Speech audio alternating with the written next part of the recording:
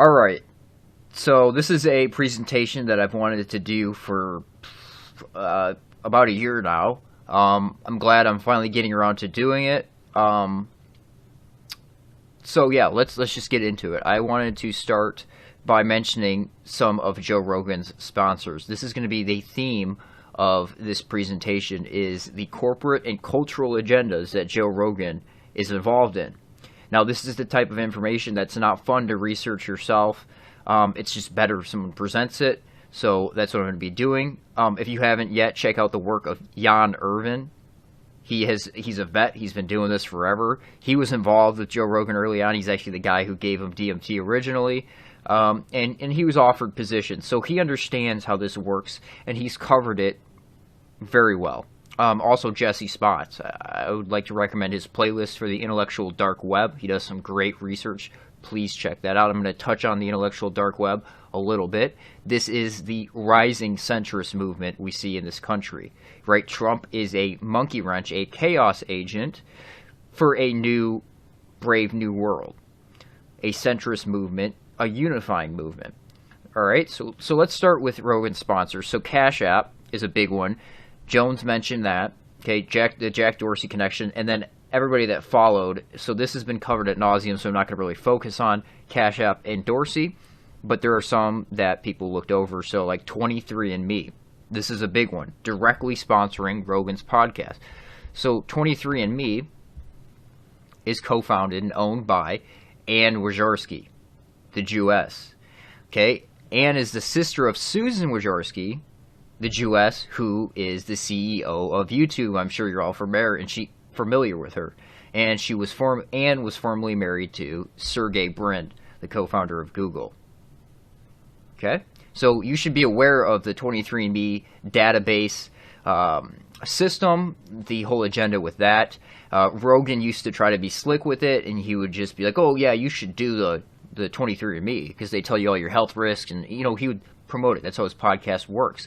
Every other sentence in his podcast is a corporate plug or a cultural plug, a cultural agenda or a corporate agenda.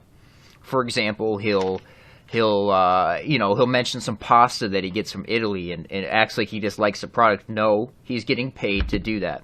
That's how his podcast works. Okay, people need to understand that.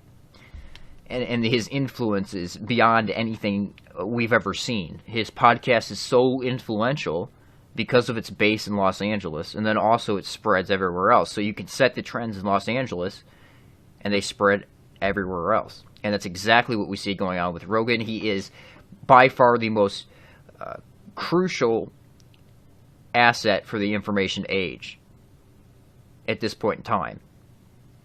Okay, and then another person who sits on the board and is high level in 23andMe is Esther Dyson. Now I want to highlight her because of her involvement in commercial and privatized space, which is a common theme we see running through these Rogan-Jones type networks.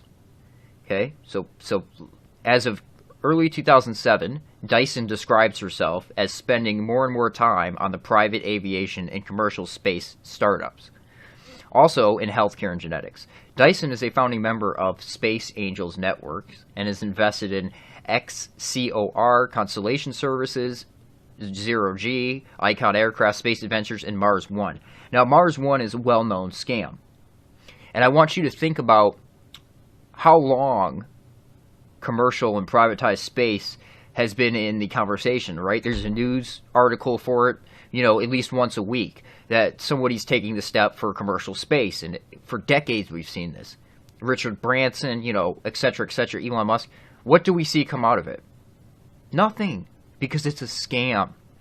Now, it would be easier for you to understand this if you understand the scam that NASA is. Now, if you're completely unaware of that or unfamiliar with that subject, email me, northmattheww@gmail.com, and I will send you proof and evidence that NASA is a scam, scamming $52 million a day from the laughingstock of the world, U.S. taxpayers.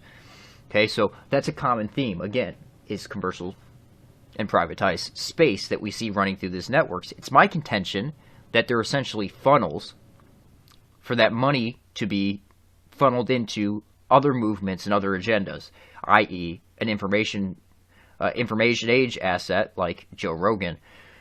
So let's move on to Elon Musk. Now, I believe, although Elon is not listed as a sponsor, he is a sponsor, and here's why I think that.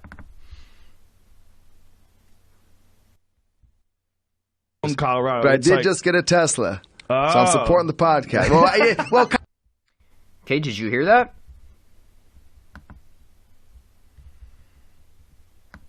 Okay, he said, I did just in Colorado, but I did just get a Tesla, so I'm supporting the podcast. I did just get a Tesla, so I'm supporting the podcast. How does that follow? Buying a Tesla supports Joe Rogan's podcast. Is Elon Musk subsidizing Rogan's podcast for an agenda? For propaganda purposes? Absolutely.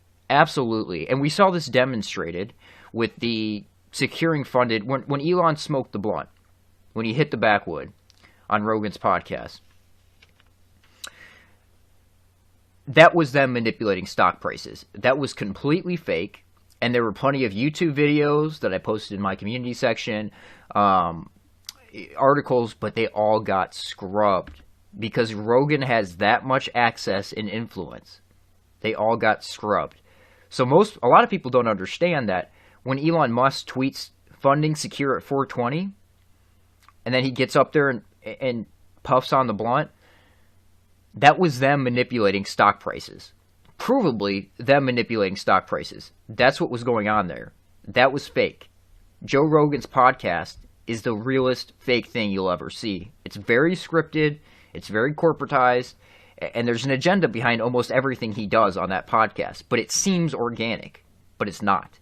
It's not. He'll also do things like, oh, what's that square state? How do they end up with a perfectly square state, acting like he doesn't know what Wyoming is?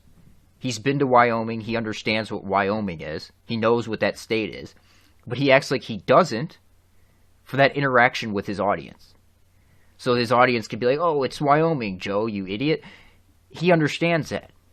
That interaction that he's getting with his audience is getting them engaged. It's that sophisticated. It's that controlled. He's looking for that engagement, okay? And that's kind of a point that Jones made when he was on the podcast last time, which is a point I've been making for over a year now. And I have emails to prove that. But also, Joe Rogan with Elon Musk, the Neuralink, which he's been promoting, right? The brain lace. This is an agenda that he was promoting long before Elon Musk came out with the Neuralink. Now, we're seeing this all over now. We're seeing brain chips, all this idea promoted everywhere. Where did it start? Who was the cultural change agent that originally started pushing this out into the collective unconscious, if you will? Well, Joe did. So let's listen to this from a recent podcast, 2019. That used to hang around. I think the cure is mind reading. And I think we're going to accept that cure. Because, Elon is working on some sort of neural link thing. That's the only way we'll know if someone's telling the truth. We're going to have it. I think it's good. We're going to accept it, and we're going to give in. And we're going to we're going to be able to I'll take it another step further. I think they're going to create a universal language. I've been thinking about this a lot. I think there's going to be a universal language that probably is augmented reality, some augmented reality language of shapes or something, some kind of symbolism. Symbols. Something that we agree to. And we're probably not going to accept it because we're old. We're like, fuck this. Next generation. Our kids, maybe even our kids' kids. Our kids' kids are going to be the first people to adopt it, and then it's going to be universal worldwide. And with augmented reality and some sort of ability to interact with each other through bandwidth. I remember through bandwidth. Okay, so it's going to happen. You notice that. It's inevitable. No matter what, this is going to happen. You're going to accept it. So let's listen to this from 2014. How was Joe aware of this agenda years ago? 5+ years ago. How was he aware of this? Why was he promoting this idea? Because he's been working with these circles for a long time. I think that one of the things that's coming out with technology is access to information, and access to information, not just current information, but maybe even future. Like the ability to read minds, to read thoughts, to read. Okay. So let's finish this up from the same podcast, finishing on that thought. Technological symbiotic relationship takes place to the point where we essentially our memories, especially, right? They're pretty piss poor. Right. But if we can turn our memories into some digital archive that you can access at will, then we're going to know. I'm going to look in your head, and I'm going to know what's going on. I'm going to be able to tap into it. We'll be connected the same way we're connected with Wi-Fi.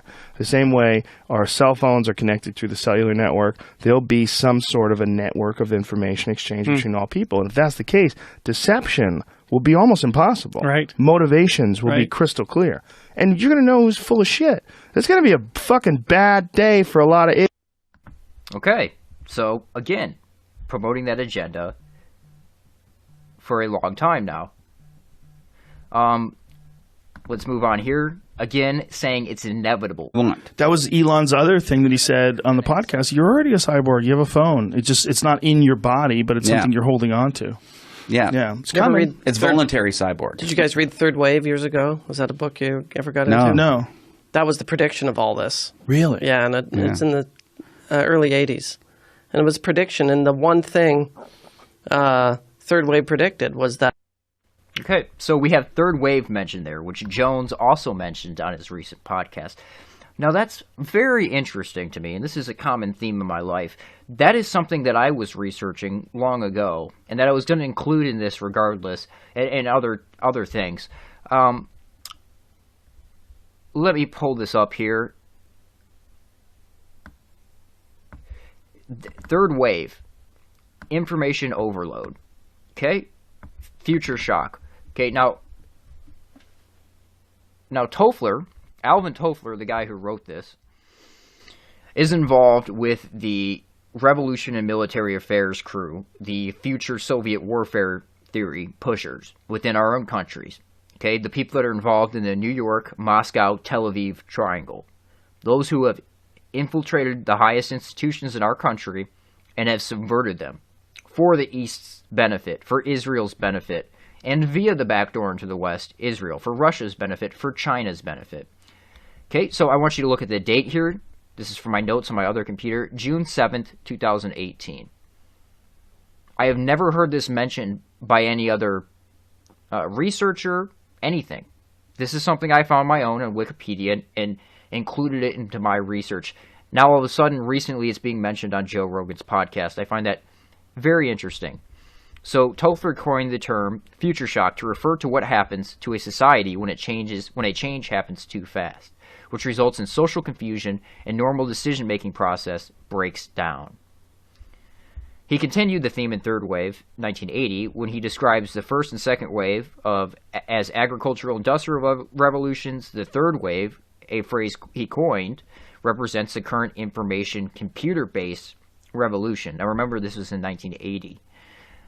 He forecast the spread of the internet and email, interactive media, cable television, cloning, and other digital advancements. He claimed that one of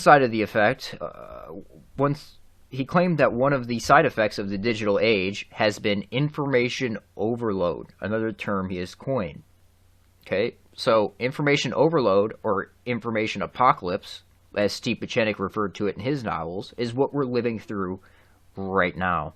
So, information overload, too much information, there has to be a solution. Problem, reaction, solution. Chaos, order out of chaos. That's exactly what we're seeing. And the solution for them is a brave new world. That is the agenda here.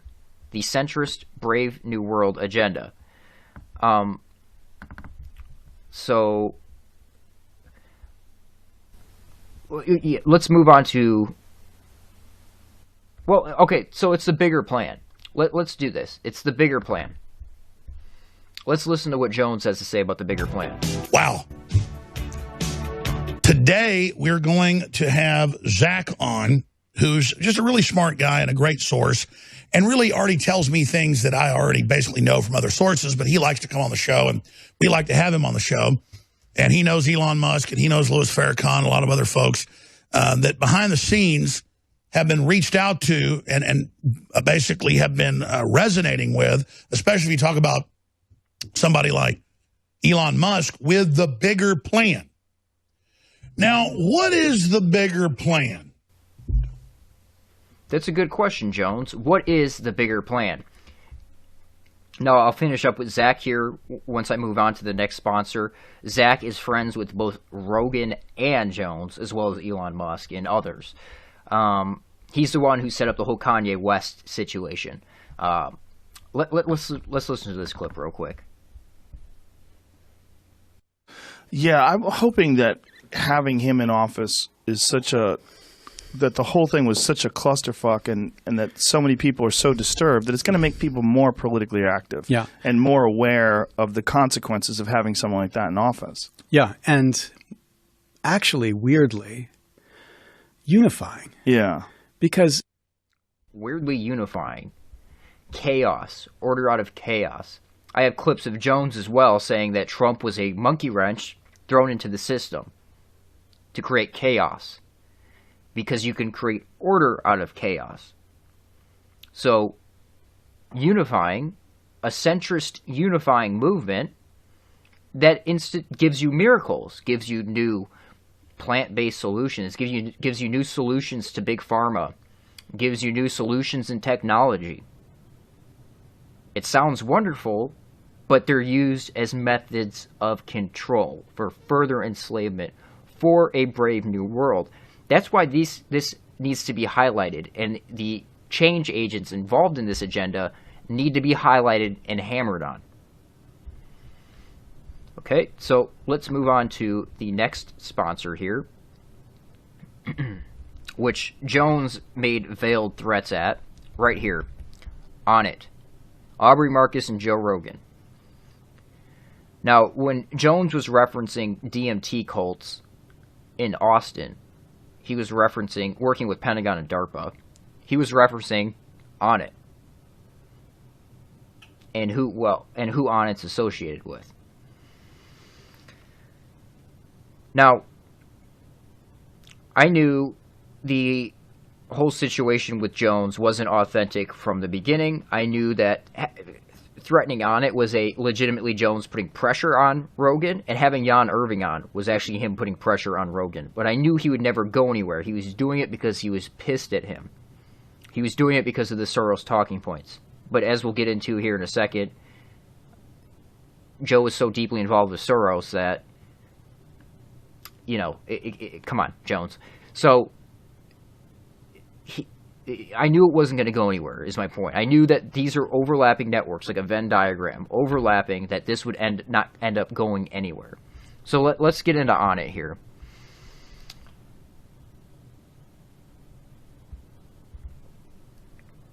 So, this is a Reddit post from 3 years ago. Whoever put this together did a good job of highlighting the shell companies that Aubrey's dad was involved in. So we're going to see mafia connections here, corporate connections here, and Pentagon connections here. Those are the big three that are operating these networks. So the true history of Onnit, originally founded by Aubrey Marcus's Texas oil man father, Michael Marcus, and originally formulated by Aubrey's stepmother, Janet Zand, an acupuncturist. So let's go ahead and read this. Michael Marcus, father of Aubrey Marcus. Michael Marcus is a commodities trader who in less than 20 years reputed to have turned his initial $30,000 into $80 million. Notably missing from that Wikipedia page is how Michael Marcus made his millions in oil and gas. Aubrey Marcus's dad, Michael P. Marcus, named a business Coffee Exchange, Inc., which he later changed to Touchstone Resources. And then he again changed to Cygnus Oil and Gas, which owns working interests in approximately 13 oil and gas projects in Texas, Louisiana, Mississippi, Oklahoma, Arkansas, Alabama, and New Zealand. Okay, so are we seeing a common theme here? Are we smelling shell companies? Aubrey Marcus's dad, Michael P. Marcus, started another business named All American Burger, which he changed to Bexy Communications, which he again changed to Sherney Energy. What is Sherney Energy? Sherney Energy is a billion-dollar oil company. Aubrey Marcus's dad started another business named Expressions Graphic Inc., which he again changed to Continental Southern Resources, which he again changed to Endeavor International Corporation, another oil company which ended up screwing investors out of their money. Scams for agendas. So Aubrey Marcus was a trust fund kid with millions of dollars from his dad, Michael Marcus's oil business to play around with. He's a non-entity, a mouthpiece, and would have been forever known as the guy who invented nail polish for men, which, by the way, he did, and he called it Alpha. That was the marketing there. So, and then the Fleshlight. That came from Onnit, Joe Rogan's co-founders of Onnit with Aubrey. Now, Onnit's huge with their connections, which we're going to get into here in a minute. The Fleshlight, there's a whole agenda with that. I'm not going to get into that, but that's his initial, hawking product on his podcast, just being a complete sellout, just all about the money, right? He acts like he actually cares about people. He acts like he actually cares about the world. No, he's all about money and his own personal interests. Okay? So let's move on to some interesting things about Aubrey here.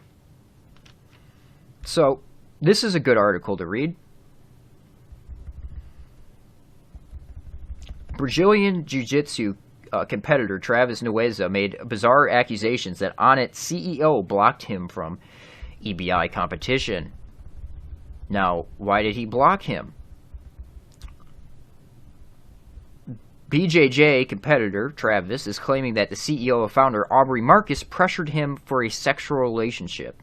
Travis claims that once he declined, his pay for working at Onnit was drastically cut, and that Aubrey blocked him from competing at the Eddie Bravo Invitational. Now, Eddie's involved in this agenda as well. Eddie is propped up because he is so bad at explaining conspiracy theories. Conspiracy theories, quote unquote, is so bad at it that it actually has the opposite effect. Okay?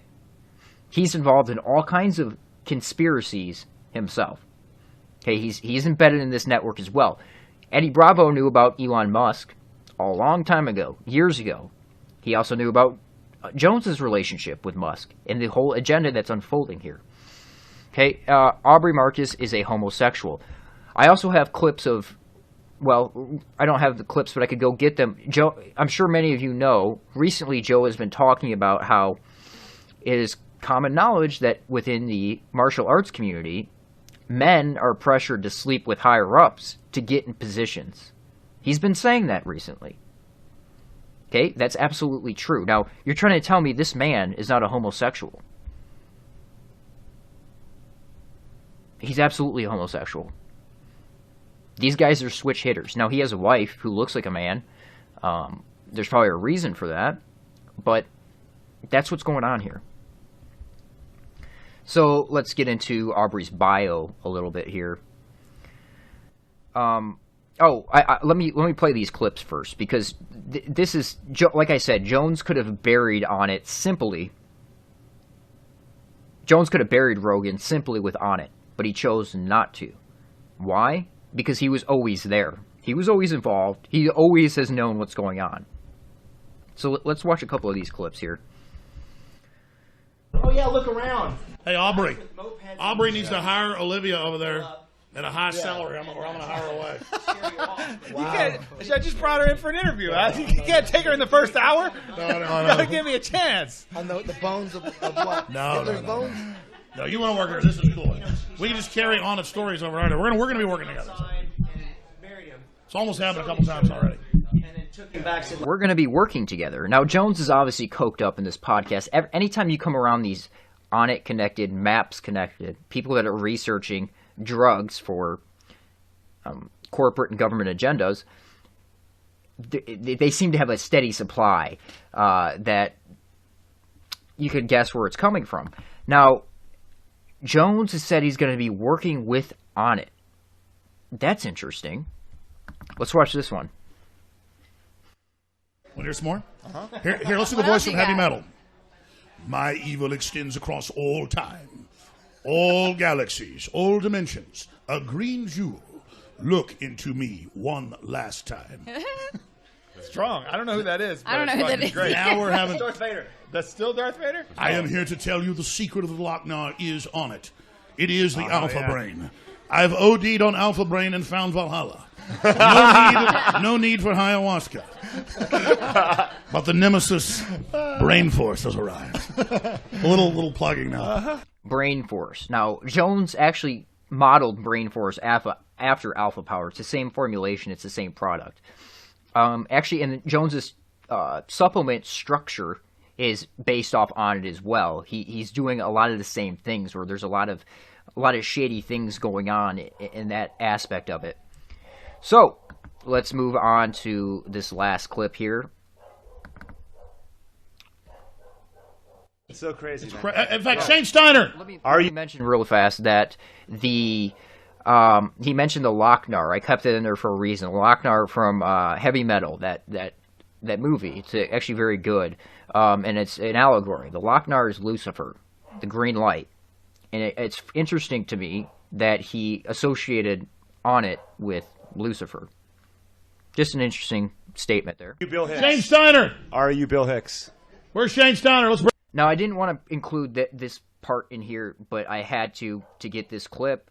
Every time Jones is around, people from On It, these corporate people, Hollywood people, comedians, they always call him Bill Hicks. Now he's going to call a guy named Shane Steiner in here. Bring him in here. I went to frickin' high school with this guy. We had Texas Monthly call me about a year ago. How could you say some? How could you Texas Monthly called me about a year ago. Right when Bill Hicks died. And they said, and see, that's the crazy thing. Conspiracy. Now, what Eddie's doing there, how could you say someone, and people believe it? He's saying that there's a reason that conspiracy has legs. If you understand how he works, he's saying there's a reason, and notice how uncomfortable these people get. There's a reason he's saying that. There's a reason the conspiracy has traction. There's a reason people believe it. There's a reason I believe that. Okay? Theory doesn't mean you can just make up whatever you want in like the world's fiction. Or does he look like him? And Shane Steiner, I look nothing like him. And they say I'm 60 years old. Did Shane leave? Yeah. He's diverting. Hey, let's get Shane. This is a cool guy. This is the guy that got me in here because he told me Eddie Bravo. Bravo's. Look, the fight companion. Shane, they just asked me about. Now, Shane is the person who got Jones in there. Now, Shane Steiner is a Hollywood guy, a musician, very well connected, and seems to be the only person that Jones went to high school with, and also looks a whole hell of a lot younger than Jones. But I want to highlight that point because Shane got him in there. Shane, according to Alex Jones, and I have the timestamp, I just have to go back to the GCN archives and get it since all of his YouTube records were scrubbed, but on 05/25, 2018, at around 1 hour and 21 minutes. Now, that's going to be different because of the commercial breaks from the live stream. Jones claimed that Shane Steiner comes from the Dixie Mafia. His family is Dixie Mafia. So again, Mafia, corporate, Pentagon. That's who's dictating these circles. So, let's finish up with Aubrey's bio here. Aubrey Marcus is the founder and CEO of On It, a lifestyle brand based on holistic health philosophy he calls total human optimization. On It is an Inc. 500 company and an industry leader with products optimizing millions of lives, including many of the top professional athletes around the world. He regularly provides commentary to outlets like The Entrepreneur, Forbes, The Doctors, and the Joe Rogan Experience.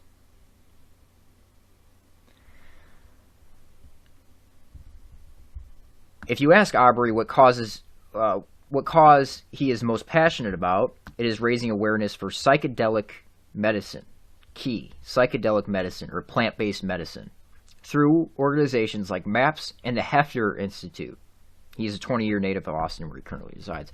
MAPS and the Hefner Institute. Now, before I move into MAPS and Hefner, I want to play this for you real quick and get you asking yourself a question here. Hi, for Tim Kennedy. I think you know what I think. I tried to take you down. It was the drugs.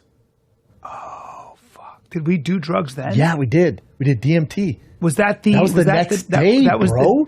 That's really? why I was so emotional. Wait. Are you sure? Yeah, I went through it. I'm like, why was I crying like that? That's interesting. Hey, hold up. Could not stop crying. So Brennan and I did DMT. We did a DMT trip. We didn't know. What'd you say, Jen? I said, I can't believe it. By the way, what is he doing with his hand here? Why is this guy always rubbing on himself? You guys did that. Dude, we didn't even know. DMT. We I didn't would know do it right now. I would do it in a heartbeat. We didn't know it's what ayahuasca is. We didn't know what to expect. I'm into psychedelics now. I haven't done it, but I want to do acid next. Listen, if you're young and listening to this, don't. I'm 52. No, DMT. On acid, I'm not. I don't advocate drugs for anybody who's young. Okay, but if you're an adult, it's up to you. But DMT was awesome. DMT. So I'm not a drug guy, right? I never one have of us are drug guys. Never cocaine, not even weed, right? Not really a boozer. So we find out we're gonna be invited. We're invited to this quote unquote ceremony by a shaman who will remain nameless. And Brennan and I Aubrey Marcus. Yeah, what were you saying? And Brennan and I look at each other. We're like, are we going to do this? I'm not going to. So I don't want to bore you with the rest of that clip, but they go on to say they smoke DMT. Now, this is in America that they're doing this. How are these people getting away with giving people DMT in these cults, in these self-help DMT cults? How are they getting away with doing this in America illegally? Ask yourself that question. It's illegal, but they can get on a podcast and talk about it and send people in that direction. I want to finish up here. Let's. I guess I'll mention on the fake beef. Now, I started putting this together, and this was always going to be my opinion on it. Like I said, there was two things Jones did, threatening on it and having Jan on, that were legitimate. But clips like this always were ringing in my memory. People have said... But Elon Musk is a patriot. Assange is a patriot. And I can tell you right now that Musk is a fan of yours. I could tell you the same way. Maybe you didn't know who I was back then, but Farrakhan was a fan of yours. The problem is Elon Musk has picked his side. He's in with DOD. But today we're going to have Zach on, who's just really scenes have somebody like Elon Musk with the bigger plan. Now, what is the bigger plan? I mean, you told me you'll soon see Kanye at the White House.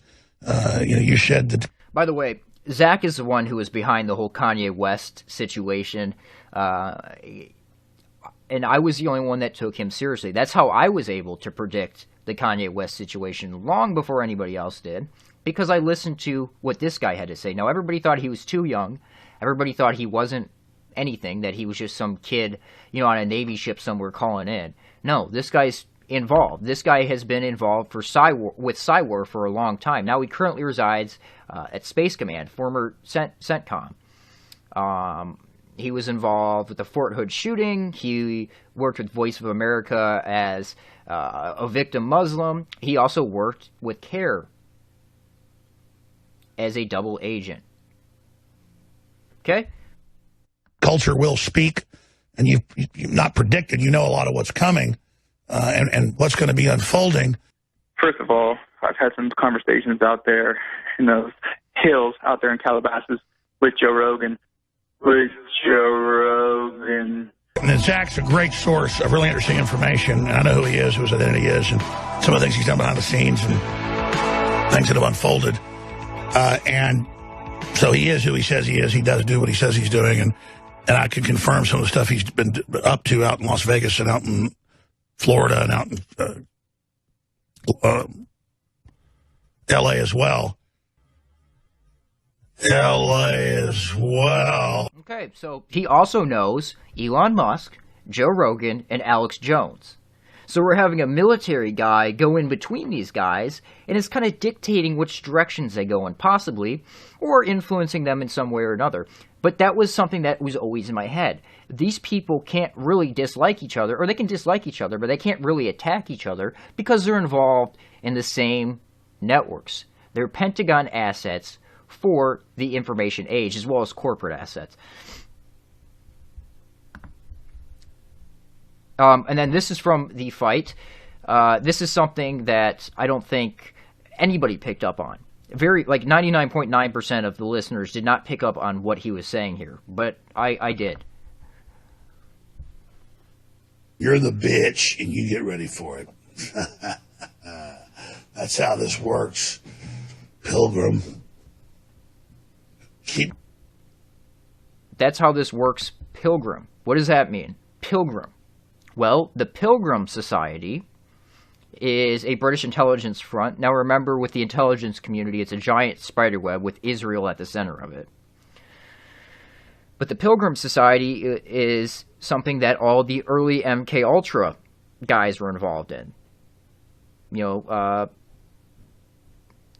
all those people coming out of the Pilgrim Society or associated with the Pilgrim Society, Alan Watts, all the MKUltra people, all those cultural 60s change agents were coming out of there. Now, this is something where I think I would see an overlap with these two. Because Jones is surrounded by British intelligence. Example, Ted Malloch, total MI6. But again, you would see this is like a Venn diagram, and you have these overlapping networks that they're both involved in. And then let's finish it off. This is also from the beef that was going on. So just stop acting like you don't. We have a State of the Union coming up. Let's finish up this clip. Fill in the blank, whatever ridiculous conspiracy. The Rothschilds, the fucking Rockefellers, whatever it is. I'm not talking about that because the government threatened my family. So just stop acting like you don't. We have a State of the Union coming up. Let's finish up this clip. Fill in the blank, whatever ridiculous conspiracy.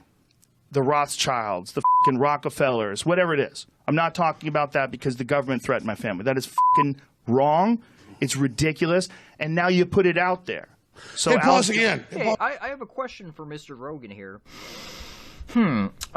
Is it ridiculous because the Rockefellers fund MAPS, which fund you? Is it ridiculous for that reason? I mean, are the Rockefellers not real? Do they not have a track record of funding destructive, subversive movements within this country for their own benefit? Is that why it's ridiculous, Joe? So we'll get into MAPS here in a second and explain to you exactly what it is, but this is when when these MAPS people came around, Dennis McKenna, etc., when they came around, Joe stopped front-loading his podcast with ads. This is when he became ad-free. So let's watch this real quick. And just press the music. Let's just go right with music. Right. By the way, Jamie's struggling. I'm going to get into Jamie later, but Jamie seems to always struggle, especially for a podcast at that level. We have no commercials today. I like it. Oh, that's great. We're commercial free, ladies and gentlemen. We're brought to you by the universe. Joe Rogan Experience. Train by day, Joe Rogan podcast by night, all day. Ladies and gentlemen, a very special episode. Podcast sponsorship free. Dennis McKenna and Josh Wickerham. Josh is from the Ethnobotanical Stewardship Council. You were one of the founders of this? That's right. And what exactly is that? Okay, MAPS Associate. Podcast sponsor free, a very special episode. They're not sponsor free. Joe is surrounded by MAPS. Joe promotes MAPS, and Joe is funded by MAPS. Okay, and MAPS is corporate. MAPS is a cultural change, a cultural shift, and there's an entire CIA MKUltra agenda behind it. Now, if you don't understand the history of the cultural MKUltra movements, please look into Jan Irving and his research. He's done such a wonderful job at laying it all out and getting all the evidence out there. That's what this is. Okay, so let's go back to these. MAPS is Rockefeller funded. Rockefeller funded again from MAPS website. The David Rockefeller family concludes to the obituary, encouraging people to honor Richard Rockefeller's memory by contributing nonprofit organizations, including MAPS. Okay, Rockefellers. backed by such private donors as, this is Hefner, which is synonymous with MAPS, and published via MAPS, where they were doing the ayahuasca, the DMT studies, the Rick Strassman, all the studies that Rogan references are MAPS or Hefner studies. Okay? Backed by such private donors as Lawrence Rockefeller and Bob Walsh, and a Microsoft millionaire, which is Steve Wozniak, and this is easily provable by his association with things like Esalen, which we'll get into, and in the counterculture agenda. The Institute is financing clinical trials with LSD, psilocybin, and other hallucinogenics. Okay, and then they say to treat phobias, depression, excessive whatever, blah, blah, blah. That's just to get funding. There's other reasons and other agendas for this. So let me just state right now for those of you who don't understand my position on this. I have no issue with people being able to own whatever substance they want, to being able to ingest whatever substance they want, especially when it's a plant or a natural substance. I have no issue with that. People should be able to do that. Now, I start to have an issue with it when it's being used as a corporate tool, a tool of control, because that's what's going on here. I offer you plant-based medicines, alternatives, but it's a corporate tool. Now, there's more to that. So the value with working with the system, this is the founder of MAPS, Mr. Doblin, coming from a Jewish family. Red flag. Now, again, this is another common thread, which, as to be expected, the Jewish influence in it, the Jewish ownership of it, the Jewish dictation of it.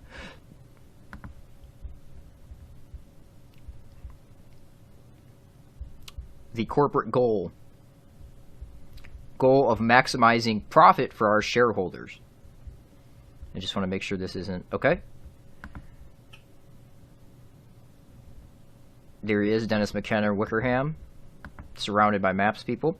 Now, Jones is good buddies with Joe Rogan.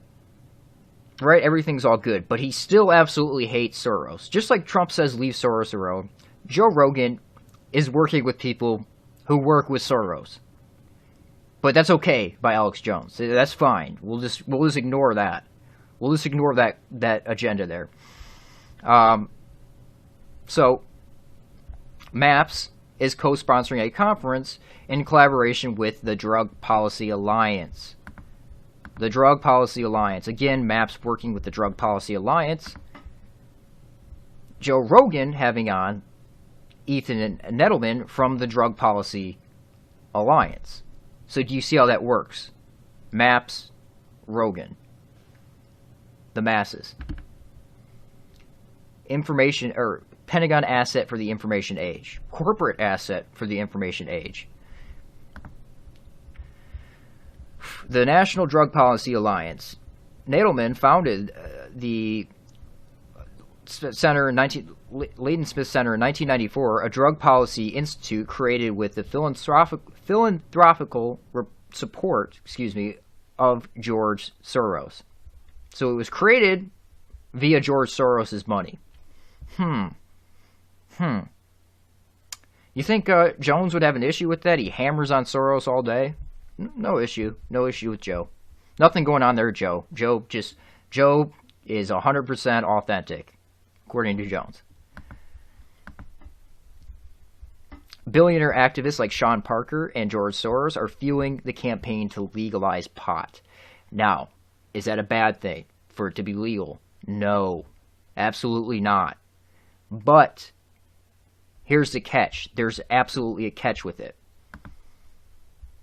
And then also Peter Thiel, who's involved with the intellectual dark web in this agenda in general, is also investing in legalizing pot. Corporate weed. Eric Weinstein, the guy who termed the intellectual dark web, managing director at Thiel Capital. Okay. Go again, see all these guys hang out. This is the intellectual dark web right here. This is the agenda they're pushing. Again, check out Jesse Spots for like the mental health stuff. He's done a great job of covering it.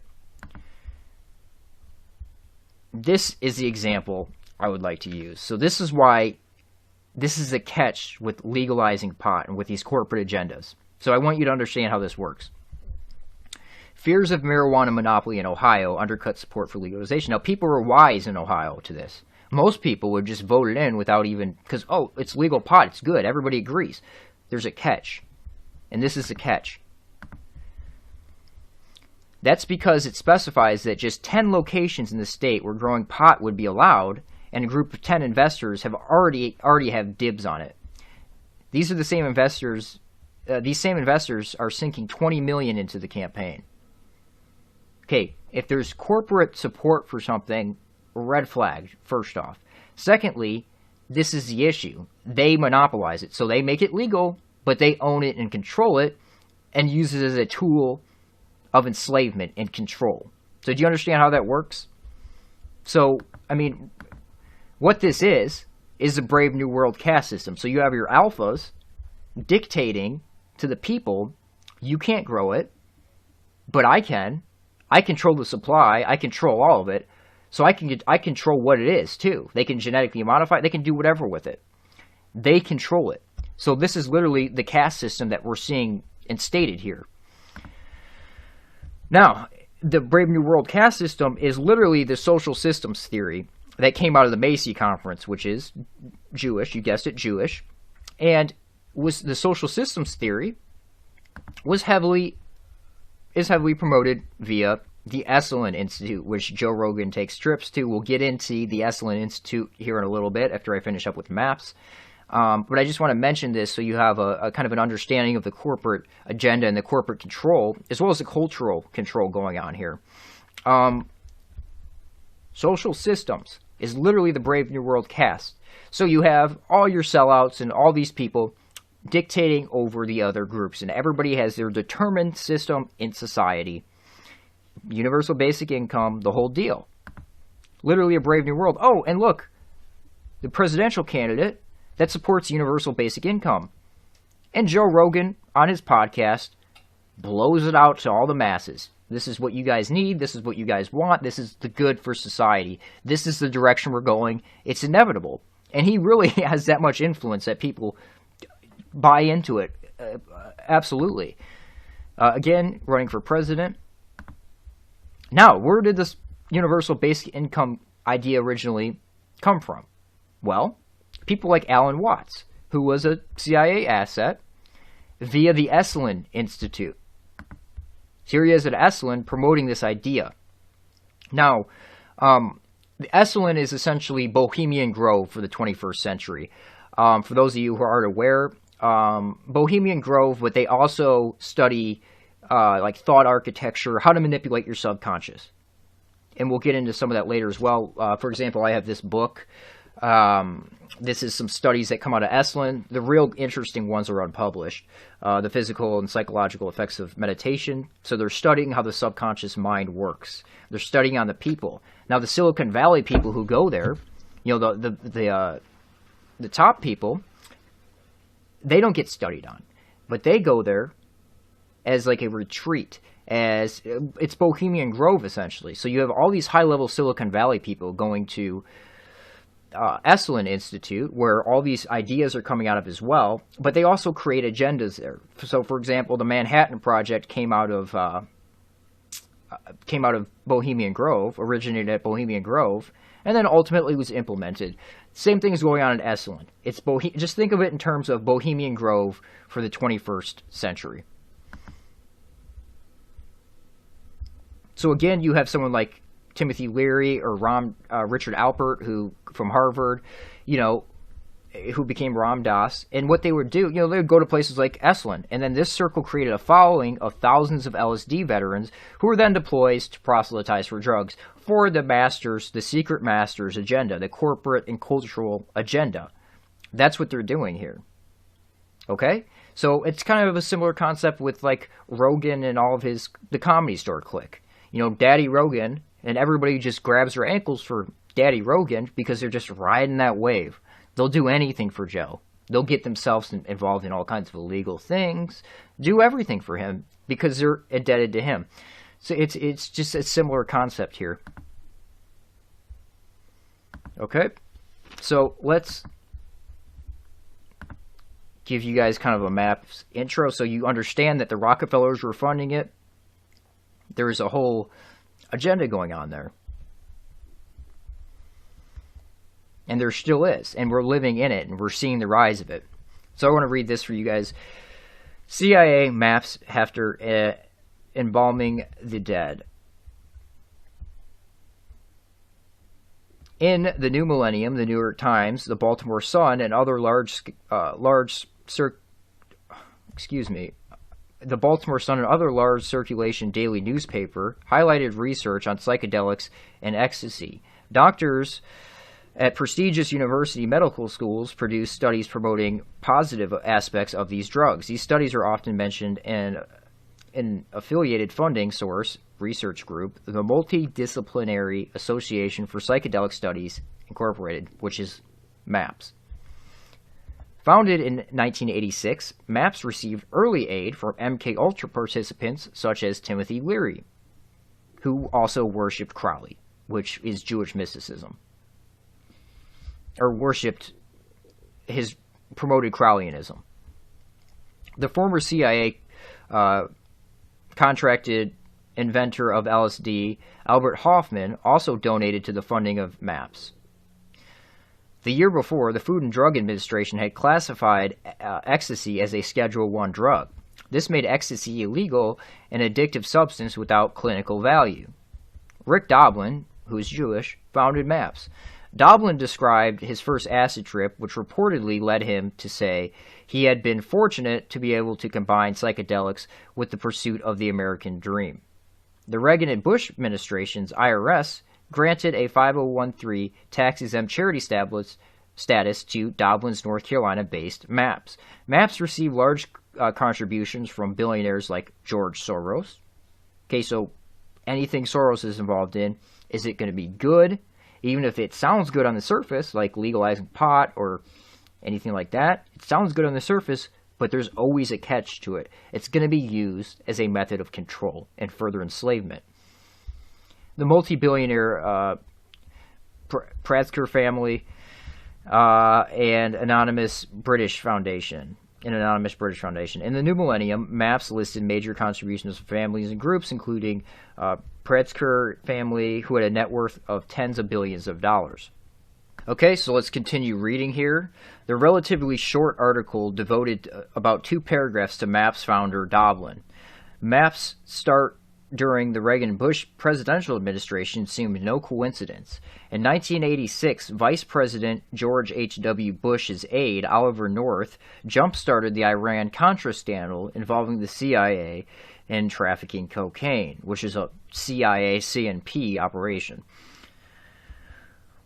Once the former CIA Director Bush reached the presidency, he appointed Dr. David Kessler as Food and Drug Administration Commissioner, harkening back to the MKUltra days of testing LSD in schools.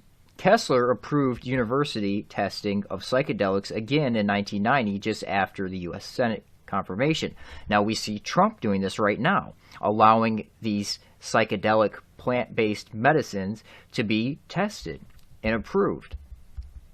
The approval marked the FDA's first psychedelics research in over 20 years. Dr. Kessler remained FDA commissioner for the next 5 years, including 3 years under President Clinton. President Bush also had Kessler fill FDA with like-minded research staff favorable to psychedelics. Why? Because there's an agenda. Not that they're necessarily bad or there's no uses to them. There's an agenda. That's what I'm highlighting here. In an interview, Rick Doblin said one of those leading doctors in the FDA was Dr. John Harder, whose vision, quote, vision was to train me, this is key, vision was to train me to understand how the FDA worked so that I could try to mobilize the demoralized psychedelic community to submit protocols. Doblin went to describe the history of his work, which inadvertently revealed his unusual power in the FDA, even after Kessler's resignation under President Clinton. Quote, there was a short period after he resigned in 1995 during which lower-level FDA officials made it difficult to move forward with psychedelic and medical marijuana research. However, I filed a complaint with the Ombudsman, and the policies established by the pilot drug were reaffirmed in 1999 by FDA upper management. Doblin further said Clinton's successor, President George W. Bush, also picked an FDA commissioner, Dr. Jane Henney, who is supportive of psychedelic research. From 2000 to 2011, MAPS articles showed up in newspapers worldwide. With MAPS funding of Harvard and Johns Hopkins research, the idea of LSD and ecstasy having health benefits spread. The New York Times, Baltimore Sun, and other newspapers helped spread MAPS propaganda, further legitimizing the group. The strongest evidence, so CIA, MKUltra's 50 years of involvement. The strongest evidence of CIA continuing MKUltra was revealed in the November 2000 arrest of 55-year-old William Leonard Picard, deputy director of UCLA's Drug Policy Research Program, for running one of the nation's largest LSD laboratories. Drug enforcement agents would also eventually implicate Professor John Halpern and other psychedelic think tanks. The Hefner Research Institute, which had worked on many projects with MAPS, the DEA arrested Picard at the laboratory site, a decommissioned missile silo, which they actually weren't at that point. This is an interesting case. They were set up by a DEA double agent, Gordon Todd Skinner, and they weren't arrested at the site. They were leaving the site. They were packing it up and leaving. They never actually produced LSD there because they thought they were being set up. DEA agents had enough raw materials there to make over 15 million hits of acid. Comprehensive articles in the Rolling Stone and San Francisco Chronicle cite evidence suggesting that Halpern, Picard, and others were involved in continuing this MKUltra operation. This operation has links to the original MKUltra LSD laboratories and universities involved in MKUltra, top government officials, and LSD promoting think tanks. Okay, so an interesting MAPS connection. I wanted to finish with that drug trafficking story, that manufacturing of LSD story, because I believe there's a lot of that going on right now. As I said before, ask yourself, how are they able to give DMT out to people, just like the Grateful Dead used to give out LSD to people, illegally in this country with no issues? Because they're involved in higher level operations. They're involved in research programs, in MKUltra style research programs. So we have, again, Halpern was mentioned, who works with MAPS, to this day continues to work, or up until recently at least, with MAPS, and he was involved in illegally producing and selling drugs. Okay, so someone associated with MAPS was involved in the illegal drug trade. Put two and two together, that's exactly what's going on. We have these government-sanctioned and corporate-sanctioned research programs that are also involved in the illegal drug trade. Now, I want to play this. This is from my channel. I posted it a couple weeks ago. Let's give this clip a listen here. I'm just going to speed it up a little bit. So this is from 2017. So 2 years ago, I was talking about a comedy club, the Laugh Stop, where I suspected that they were selling drugs and then laundering it back through their club there, or possibly this money is being donated back to MAPS for further research and further growth of this agenda. So selling illegal drugs, and the money makes it back to the legalization process, etc. But this is interesting. Identify a little place in Austin, other cities in Texas, and will sell you drugs, and then they'll launder that money right back through their little club there. But that's a different show or video. So money laundering is a good thing to look out for. Now remember, this was never referenced. Nobody ever referenced this prior to me stating this. Then after I stated this, this Comedy Store clique began to reference the Laugh Stop. And it's great. Oh my God. Houston's great. Austin's great. Texas is the shit. Houston, I did an album in Houston. Austin, did you do it at the Laugh Stop in River Oaks? Oh, yes. what a club that was. Yeah. I did an album. Is it there no more? No, it's not. That was apparently the building is still there. Yeah. What is it now? They use it sometimes. Like they'll have shows there sometimes. I think someone had something there for a while. I don't know the full story, but that was one of the greatest clubs ever. Laugh Stop in River Oaks. Remember that crazy dude was running it? The fuck's his name? Yeah. The fuck's his name? Bald guy. Yes. Mark. Yes. Right? Yes. Yeah. He had an Italian last name. Oddly enough. Joey knew him real well. I forgot about that dude. Yeah. Yes, and that was Bill Hicks' Yeah. place. They had a fucking legit open. My boy Mark, we had a good time. I love it there. Cap Cities. Oh, I love. I remember one day there was a guy, you asked him about drug dealers, Lee. Let me tell you how wide open it is. Again, sorry to talk about this city, one of my favorite cities in the country. Hollywood. Houston, Texas, had a kid that would come to your shows, Lee, and he would give you a bud, and you'd go, wow, this is Houston. Where did you get this from? He goes, this is what I grow. And he'd go, I got 6 other strains. You want to buy something? You're like, yeah. You'd go out to his car, Lee, and he had one of those construction trucks with the panels and shit. And I wish I was lying to you, Lee. I wish I was lying to you. He would open up the panels, and he'd have little jars of weed. This is fucking 12 years ago. The Laugh Stop was still open. Yeah. This was at the Laugh Stop when Rogan was headlining. Those things that you see of Pete. That fucking video. Did you hear that? This is key right here. Yeah. This was at the Laugh Stop when Rogan was headlining. Those things that you see of Pete.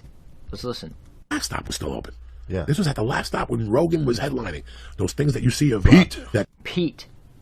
Now, who he's referencing there is Pete Pirelli, who was the manager of the Laugh Stop during that time, the Houston Laugh Stop during that time when it was open. So you have, I believe his name's Felipe, who has the lowest IQ I've probably ever seen in my entire life.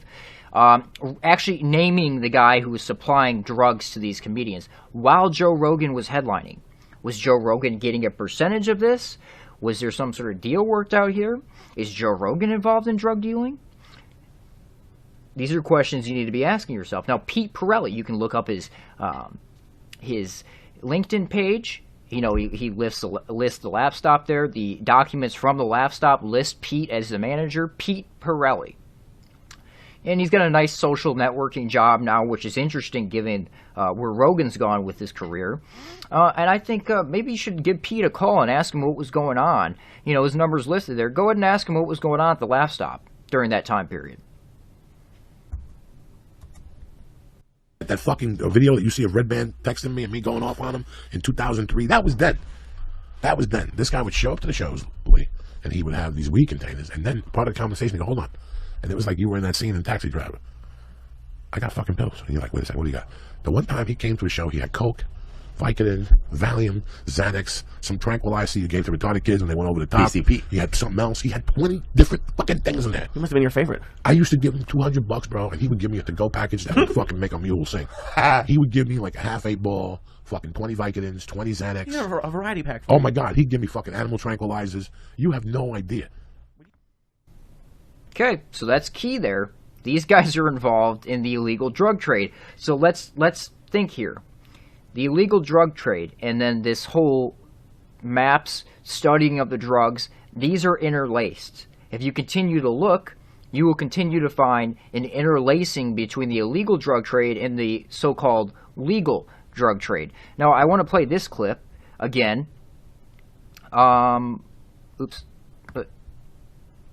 Okay. Let's watch this real quick. Well, let's do this one first real quick. You'd be surprised. Yeah? The ESC has sent out a call for experts, and we've been infiltrated by the mainstream people that do evaluation work for the World Bank and USAID. They're interested in ayahuasca. People are going down to South America to have these transformative experiences, to sit in ceremony. There's a lot of underground activity in the U.S. as well, and Europe, where it's not legal. But in South America and Peru, ayahuasca is protected as national patrimony. That's awesome.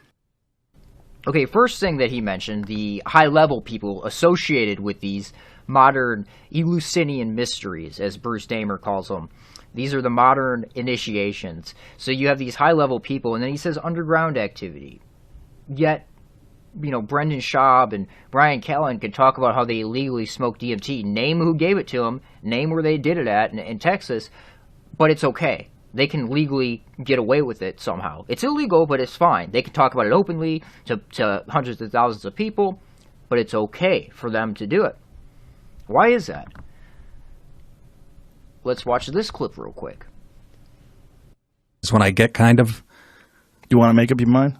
I got something right here for you. What is that? Mushrooms? Mushrooms are. I know, that's exactly what they're for. Come on, bro. Let's make up your mind. How about Joe? If I can you imagine if I took these and did your show before? Just take a little one like this. No, fuck that. Nobody's got to get hurt. Just a little one. Jamie, would you do that? Just a little one. I don't want to be giggling in the car on the way down, throwing up on myself. It'll be fine. What's it do? What's going to happen? I want to get out of here before it takes effect. Guy's going to get me in a fucking some type of scissors. It should be legal. It's supposed to be I legal believe everywhere. that. It would make people mellow the fuck out, right? It would. Open that third eye, man. It would do something really good for people. The problem is you forget you take it sometimes. You know, like an hour and a half later, like, why am I so weak? Oh, okay. Yeah, I don't want to be that far in my own head. That's scary. Have you ever done the float tank? No. You want to do that? Well, you can't. You don't I have enough can't. time. I got to float the fuck. Okay, so again, takes an illegal drug. Now this is just, again, pushing an agenda because they're doing the same process that they're doing with marijuana, legalizing that with psilocybin mushrooms, magic mushrooms. They're doing the same thing. They're pushing to legalizing that, so he's normalizing it by taking an illegal substance on his widespread podcast, massive podcast. He's allowed to take an illegal substance and there's no repercussions for it. Ask yourself, why is that? How is he able to get away with that? Well, he's pushing the agenda. He's normalizing it. It's just something people do. Everybody does. You know, it's fine. And the thing they're doing with the magic mushrooms is exactly the same that they're doing with the legal pot, where there's a corporate control over the substance. It's dictated by corporations. It's dictated by the alphas in the caste system, where they control everything about it. So again, like I said, and I'm not someone who hasn't tried these substances. I've done pretty much all of them. Okay, but like I said, it should be legal. In my opinion, it should be absolutely legal. It should be truly free and undictated by a corporation. It should not be dictated by a corporation. You should be able to grow it yourself. You should be able to do it all yourself. It also shouldn't be pushed on people. The agenda of pushing it on people is a cultural agenda for a specific reason. Secondly, it's a method of control. It sounds great because these are plants, these are funguses. They should be available to everybody. If someone chooses on their own will to take this substance, that should be fine. I have no issue with that. But when there's a corporate control over it, a corporate monopoly, that's an issue. When George Soros is investing hundreds of millions of dollars, when Peter Thiel is investing hundreds of millions of dollars, that should be a red flag for you. You should be aware of this, and you should understand that this is a method of control. This is a method of cultural change, and this is a method of enslavement. That's exactly what we're seeing going on here. So you're not allowed to grow them. Only the corporate masters, only the alphas can grow them. Oh, and this is another one. This might not... Tree snake is on the branch. But I want you to listen very carefully here. This is Bruce Damer. We'll get into him in a second. High-level DOD, direct Pentagon connection to Dennis McKenna. Now, it sounds like Joe Rogan does a bump of cocaine right here. I want you to listen for the bag, literally ruffling a bag.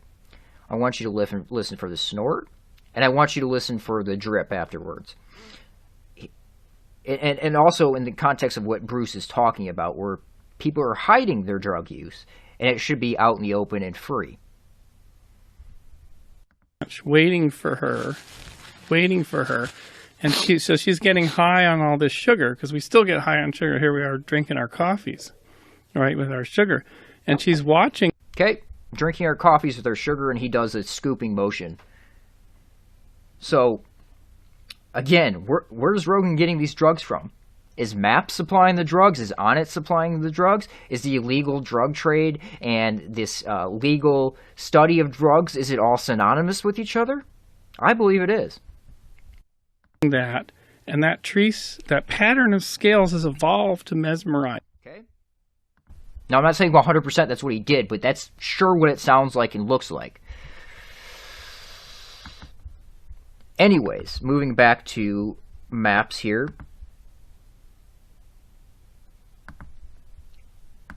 The corporate goal. George Soros.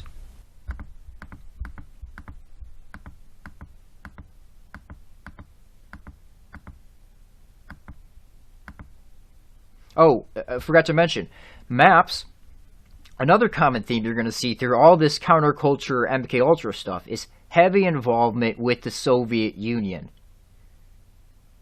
Okay? There's a reason for that. If you watch that KGB defector, I can't, his name escapes me right now, Yuri Bezmenov. And he talks about how the KGB wanted to push yoga and these meditation and these Esalen type movements within the country because there's a method of control with that. Okay? So, and it's on record. You can read the documents, how they would push it. They had a hard time. The Soviets had a hard time running operatives via the West Coast, and they found an in with the peace hippie movement. So, again, MAPS working with the Soviets in the 90s, 1994, or 92, right on that turning point, working with since 1985. So this is this guy researching ketamine in the former Soviet Union, which is still the Soviet Union. If you don't understand that they faked their breakup, that was all predicted by the defectors, like Anatoly Golitsyn. That's exactly what's going on. I would research that. But he was researching ketamine, and if you go through here, it seems as though he was more interested in the subconscious mind than anything, what the effects and how to influence the subconscious mind. That seems to be his main focus here when working with ketamine on people. And they got contracts with military hospitals, like veterans hospitals. So where was MAPS born? Where did the idea come from? Well, Mr. Doblin shares a fascinating story about how the idea for MAPS got started at the Esalen Institute in Big Sur, California. So again, think of it in terms of the Bohemian Grove of the 21st century, where you're having studies going on people, but you're also having these high-level Silicon Valley and people from every institution going there and creating, scheming up new ideas and new movements and new agendas via the Esalen Institute. So, who goes to the Esalen Institute? Esalen, where you just were on the Big Sur coast, and they stored them at their in-town. Did you see what happened to Big Sur? What? Unfortunately, those are out of scope. I'm not sure why, but Joe Rogan goes to the Esalen Institute. He's talking to Bruce Damer there. And if you haven't watched that interview with Bruce Damer, please watch that, at least the first 20 minutes of it or so. It's very telling. So we're going to transition on into the Esalen Institute here.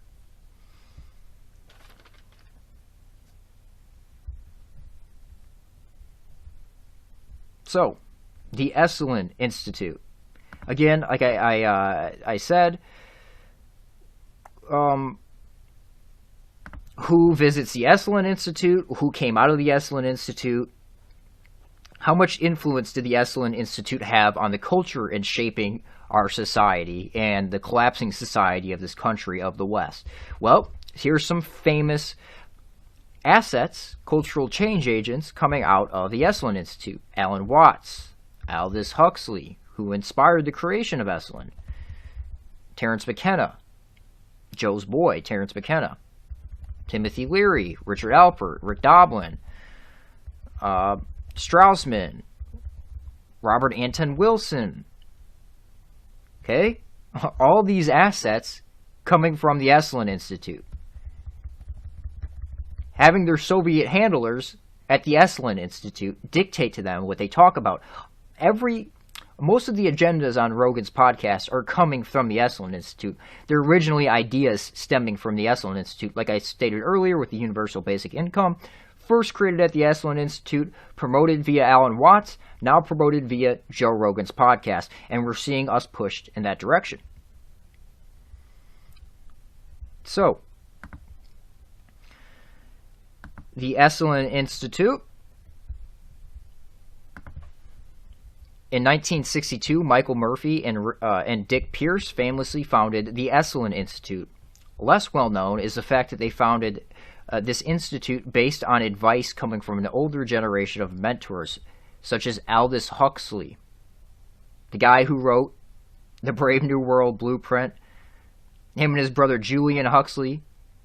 Julian Huxley promoted the idea of chaos via political, economic, etc. landscape for a brave new world to rise out of it, a centrist movement. Now, I'm paraphrasing here. Actually, let me pull that up because this is important. His brother and Aldous was involved in the exact same agendas. And Brave New World is a blueprint. So Julian Huxley, the end of evolution, a new categorical imperative. This is coming from his agenda, Julian Huxley's agenda, Aldous' brother, purposely create tension across the political, social, economic, etc. planes via liberalism, communism, and fascism. Now you can look at Trump as fascist. That's what he's portrayed as. So a collective new humanity will emerge. A collective new humanity will emerge. Now remember this clip?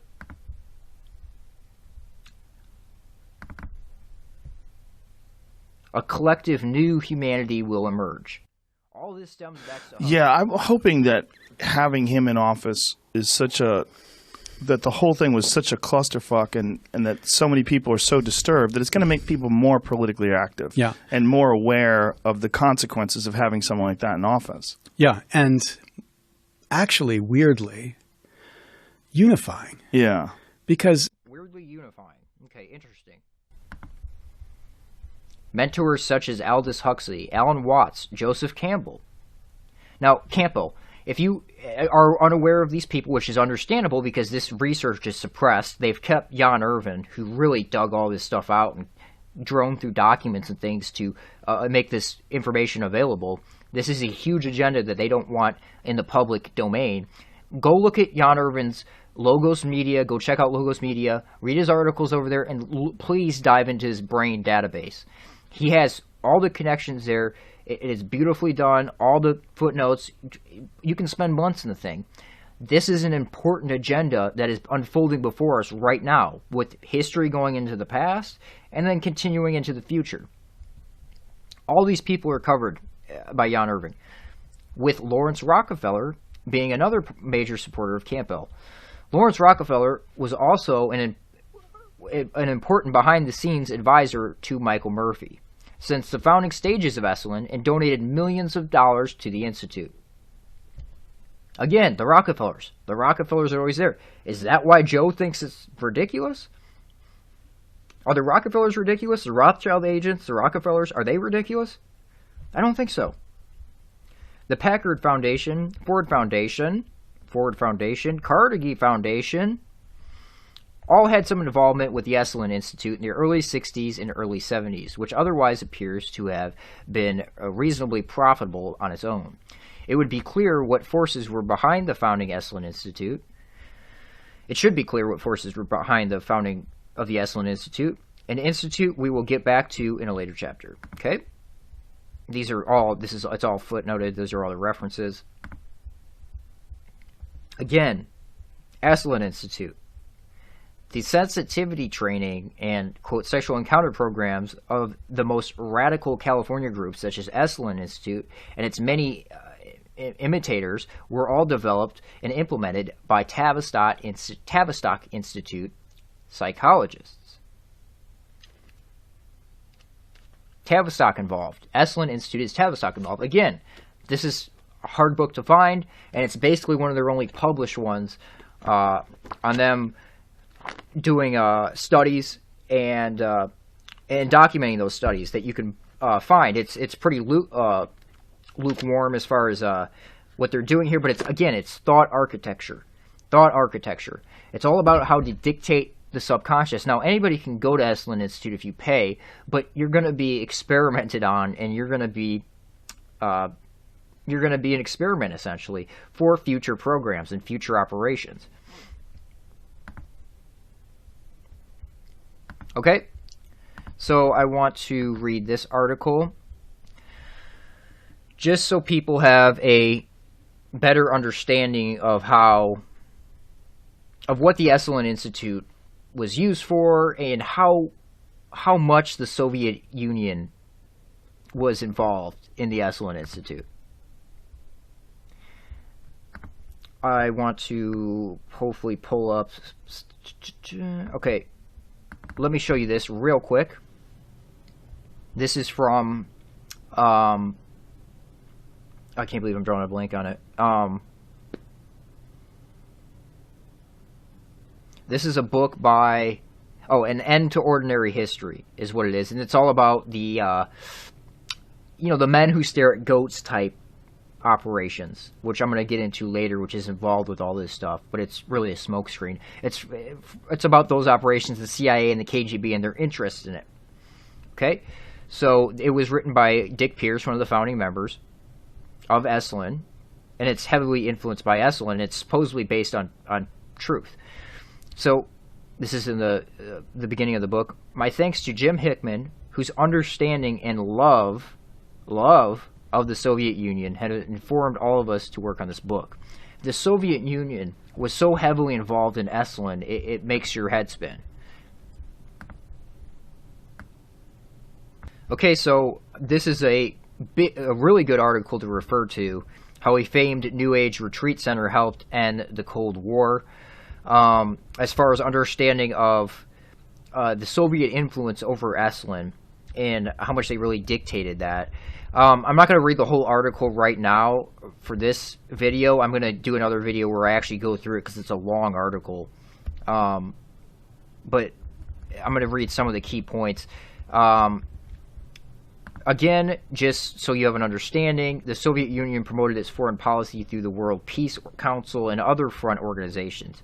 So the Soviets had a hard time running operations via the West Coast, and they found an in with the hippie movement, the drug culture, the hippie culture.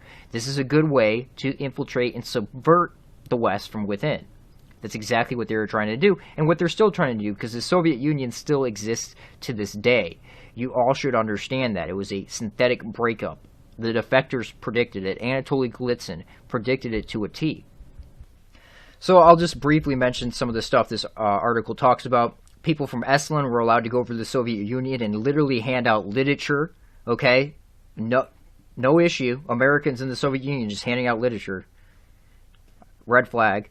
They were doing things like helping Soviet engineers, giving Soviet engineers information on how to redirect rivers and stuff like that. Like literal treason was going on via the Esalen Institute, and they would bring KGB people in, and there was a lot of compromising going on there, because this is what goes on there. A bunch of naked people in the hot springs, a lot of stuff goes on at the Esalen Institute.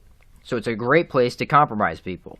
And that's a lot of what's going on there, similar to Bohemian Grove. So there's a lot of KGB agents there. That's all listed and documented. Again, a lot of the Esalen people, a big cover is the whole expanding your consciousness, telekinesis, psychic warfare. These are covers. These are smoke screens. These are smoke screens. And that's what they were using for their smoke screen to run these operations.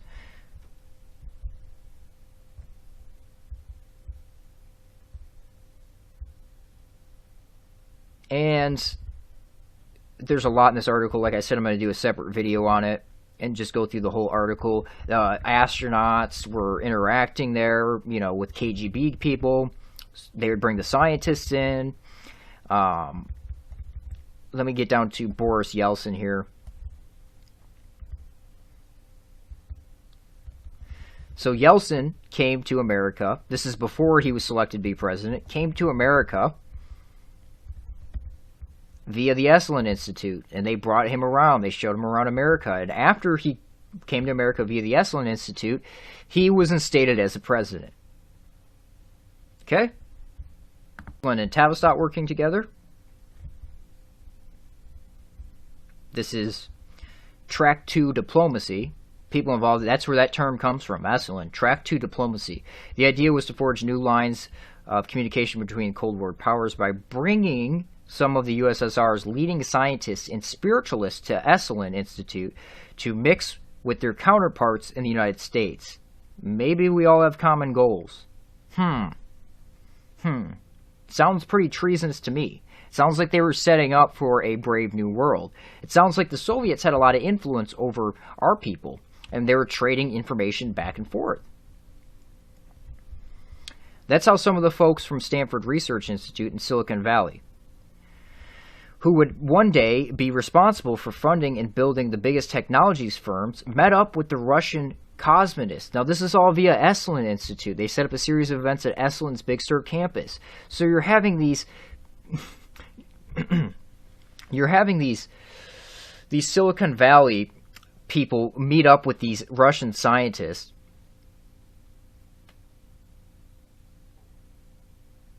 meeting up with these Russian cosmonists, scientists, okay? So, again, why do we see all these Soviet Jews running the high technology? If you... some of you are hopefully aware of, like, the Talpiot guys and their research. I think most of it's pretty much off the internet at this point, unfortunately. But the whole Talpiot program and what you see going on in Israel is all these Soviet Jews dictating Israel, because that's what Israel is. It's a backdoor into the West. So again, a lot of it's happening via the Esalen Institute. Okay, so these cosmonists, these Russian cosmonists who were communists at the time, the cosmonists went the furthest into its visions of transformation, calling for the end of death and the resurrection of the dead, and a free movement in cosmic space. Now, these are key narratives originating from Soviets, okay? Cosmonists influenced Soviet politics and technology.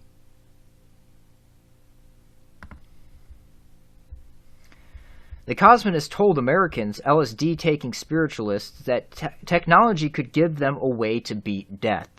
So these are the agendas originating out of Esalen. So I think you're starting to understand what's going on here. We're not being beaten by machines, but by a league of tech billionaires who have been taught to believe that humans are the problem and technology is the solution. We must become aware of their agenda and fight it if we're going to survive. Now that's a key quote. I want to play this clip here.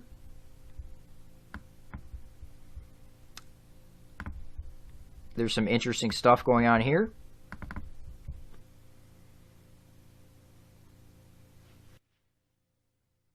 Rudolph II, supported. He funded these alchemists. Yes. And the initial project... Now, this is Bruce Damer speaking here. High-level DOD, like I said, friends with Joe Rogan, good friends with Dennis McKenna to the point where they smoke DMT together, and Bruce gets ideas for science via the DMT. He works with NASA. He works with these think tanks. Well, I'll play that in a minute. The project was not to turn lead into gold, but to animate. Rudolph II, supported. He funded these alchemists. Yes. And the initial project was not to turn lead into gold, but to animate matter from dead to alive. Yeah.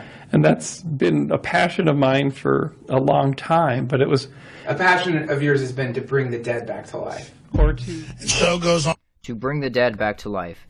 What did this clip say?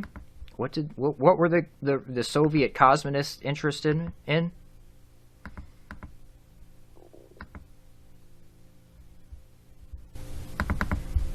Where did that go?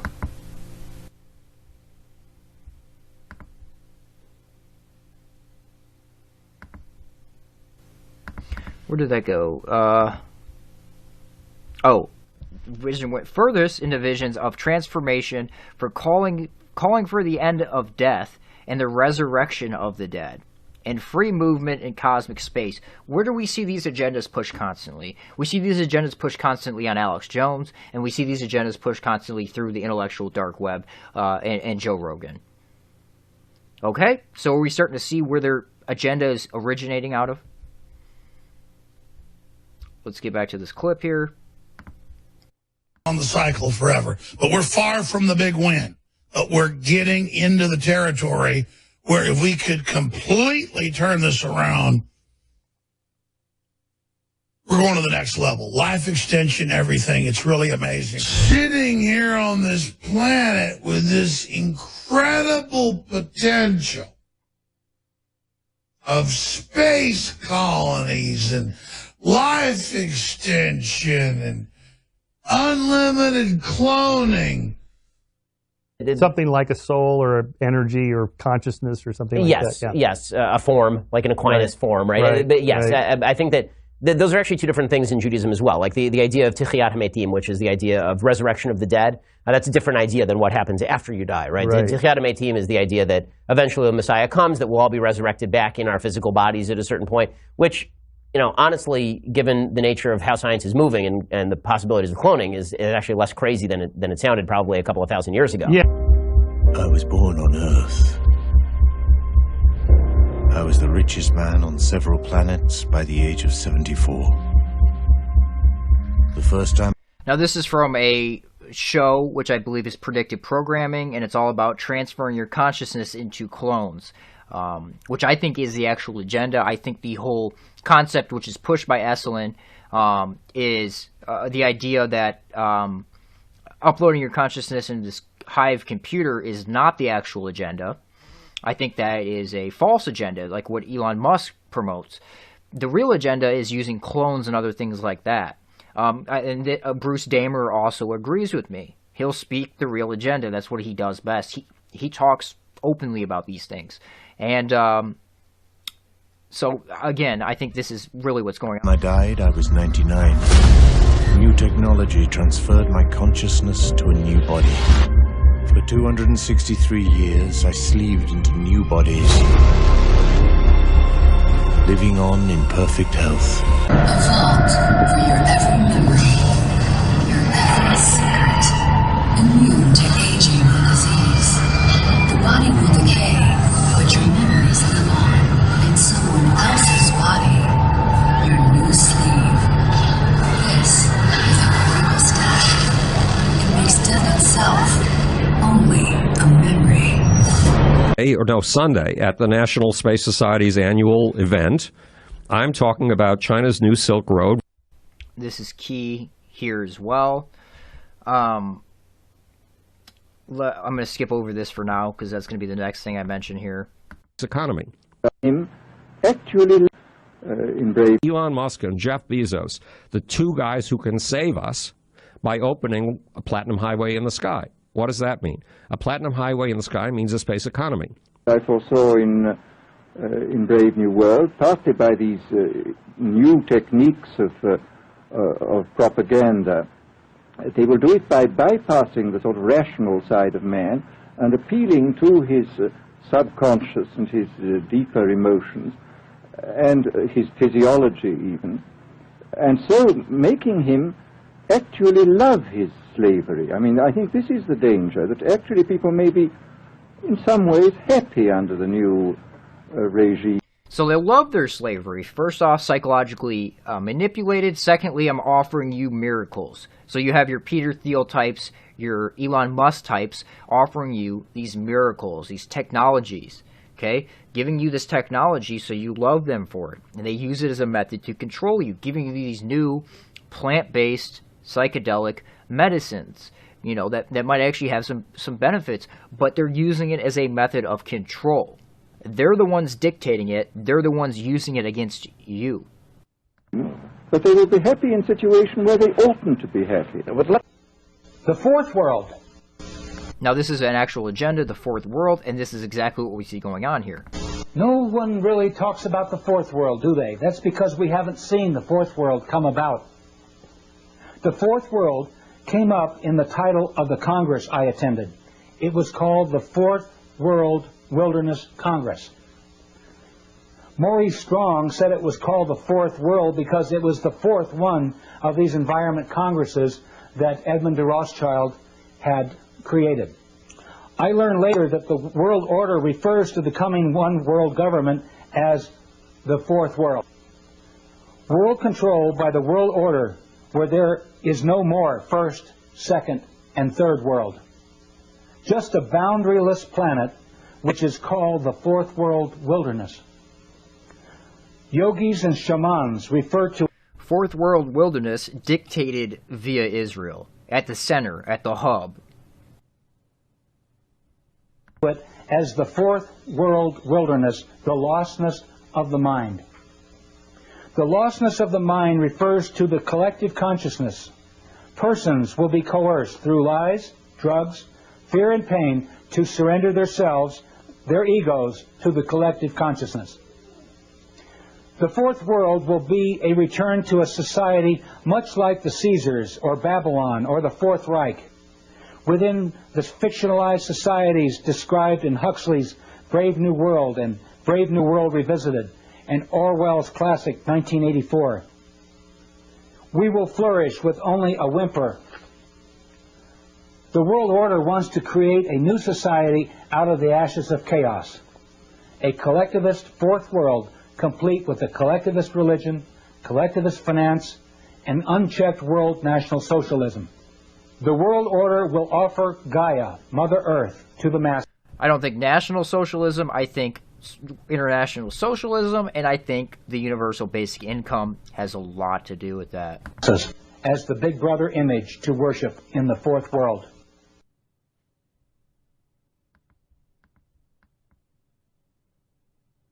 It was with, but you can hang small dose. I believe that cultural mission. We'll play these clips in a moment here. I want to finish up while I'm talking about Esalen here and kind of give an example of what comes out of Esalen, you know, some of the operations that come out of it. So, Mind War. Michael Aquino, the famous Setian, with the 5th degree of initiation is Maga, M-A-G-A. That's a 5th degree of initiation in the Temple of Set, which originates out of the Church of Satan, who he was also heavily involved with early on. So Aquino, who loves the Soviets, was very close with the Soviets. So let's read this. Aquino was deeply involved in what has been called the Revolution in Military Affairs, or RMA, the introduction of the most kooky, third-wave, New Age ideas into military long-range planning, which introduced such notions such as information warfare and cyber warfare into the Pentagon's lexicon. In the early 1980s, at the same time, Heidi and Alvin Toffler, mentioned him earlier, were spinning their Tavistock third-wave utopian claptrap to some of the Air Force's, which is Air Force Space Command, which Zach is a part of, Air Force's top brass, Lieutenant Colonel Michael Aquino, who was the first Army space officer, and other U.S. Army Colonel Paul Vallely, who completely supports Israel and supports the idea of Israel dictating the world. We're co-authoring an article for the Military Review. Now that article, Mind War. So, Carol Marshall, or Sherry Seymour, who is the one who unraveled the whole Promise Gate scandal. Very well-respected research, private investigator, very well respected. So she persists that the Vallely and Aquino paper, which is Mind War, virtually spawned the entire revolution in military affairs, and its approach to warfare, military operations other than MOOTW, and its asymmetric approach to warfare and military operations other than MOOTW in and viewing mainstream media as potential mind war operatives or alternative media. In a follow-up U.S. Air Force Academy study, we learned why warfare must become multi-dimensional. The fifth dimension, information warfare. Information overload, that's the fifth dimension of warfare. So this is from the... Okay, so the spectrum of conflict as portrayed in most readings is single dimension, linear, and continuous. It must be replaced by a multi-dimensional model, perhaps even a non-linear and discontinuous. Topographical mathematicians would call it a manifold, hence the name conflict manifold. Its primary characteristic is multidimensional. Now, you know, the guy who termed the intellectual dark web is a mathematician, and as we see with this Trump media, the nonlinear warfare is completely out of control. Let's listen to this.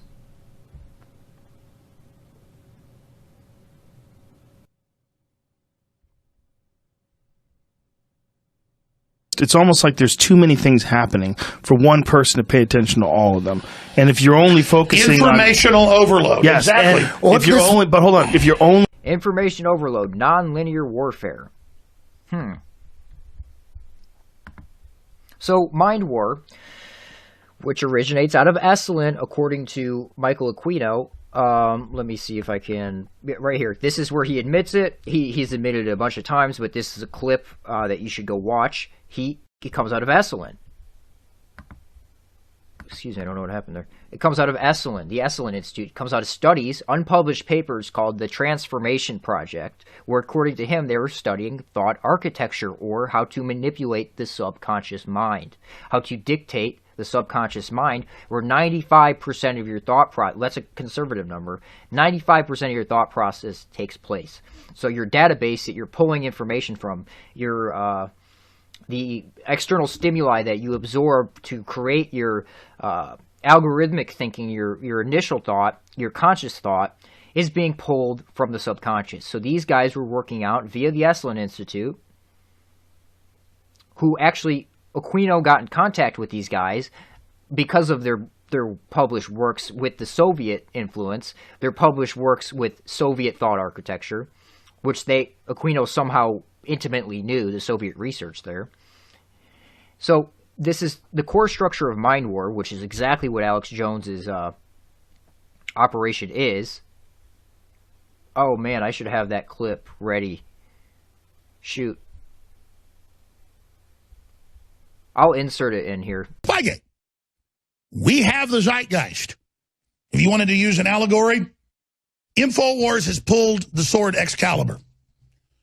Others can't pull it. We pulled it. Trump pulled it. You pulled it. But if you don't use Excalibur, it's worthless. I am using Excalibur. Doesn't mean I'm perfect. Doesn't mean I'm not going to make mistakes or stumble or fall. Or at the end of this, not make it myself. But the new republic, the rebirth, will be launched. That's what it's all about. All right. Boy, you know, Scott Adams, CNN is losing the mind war. I have some smart advisors, but I do what I think I should do. They've begged me not to tell you this. But I will, because my weapon is the truth. This is from the Mind War paper that spawned the revolution in military affairs, the future Soviet warfare theory within this country. These media are, of course, the electronic media, television and radio. Alex was one of the first TV radio broadcasters. That's what a podcast essentially is, television, radio. State-of-the-art developments in satellite communication and video recording techniques. Remember, this was in 1980. Like the sword Excalibur, we have to reach out and seize this tool. And it can transform the world for us if we have the courage and the integrity to enhance civilization with it. If we do not accept Excalibur, then we relinquish our ability to inspire foreign cultures with our morality. If they then desire moralities unsatisfactory to us, we have no choice but to fight them on a more brutish level. So I'm not sure why I don't have the rest of it in there, but anyway, the core structure of mind war is this and weaponizing truth. Using truth as a weapon. The mind war operative must know that he speaks the truth. So taking bits of truthful information and using it as a weapon.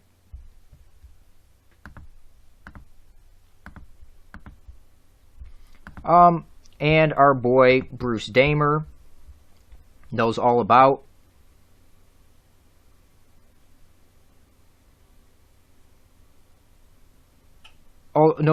Andy Marshall, and we'll get into Bruce Damer here in a minute. Branch. So Andrew Marshall is one of these. He's a shaman. He goes very quiet between communities, and what he decided to do. Get this.